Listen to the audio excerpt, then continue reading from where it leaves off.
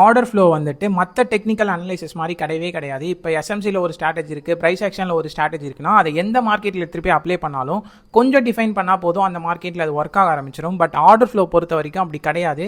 இப்போ இண்டெக்ஸில் நம்ம பேங்க் நிஃப்டிக்கு ஒரு ஸ்ட்ராட்டஜி, அதாவது இம்பேலன்ஸ், எக்ஸாஷன், அப்சார்ஷன் இதெல்லாம் ஃபைண்ட் அவுட் பண்ணி வச்சிருக்கோம்னா அதை எடுத்துகிட்டு போய் நம்ம மற்ற மார்க்கெட்லையோ இல்லை மற்ற இண்டெக்ஸ்லையோ அப்ளை பண்ணும்போது அது ஒர்க் ஆகாது.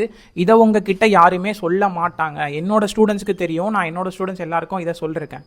ஸோ நீங்கள் எவ்வளோ காசு கொடுத்து ஆர்டர் ஃப்ளோ கோர்ஸ் படித்தாலும் சரி, ரொம்ப அதிகமான விலைக்கு விற்கிறாங்க ஆர்டர் ஃப்ளோ கோர்ஸ், 60,000 50,000லாம் விற்கிறாங்க.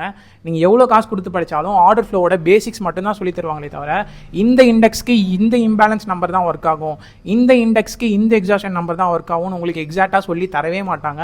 நான் வந்துட்டு இது 100% ஷுவராக சொல்ல முடியும். ஏன்னா எல்லா இடத்துலையும் அப்படி தான் ஸ்கேம் பண்ணிட்டு இருக்காங்க. ஸோ தயவு செஞ்சு போய் ஏமாறாதீங்க. ஆர்டர் ஃப்ளோ ஒன்றும் வந்துட்டு அற்புத விளக்கெல்லாம் கிடையாது. நீங்கள் ஆர்டர் ஃப்ளோ வந்துட்டு ஒரு 6 months உட்காந்து வாட்ச் பண்ணாதான்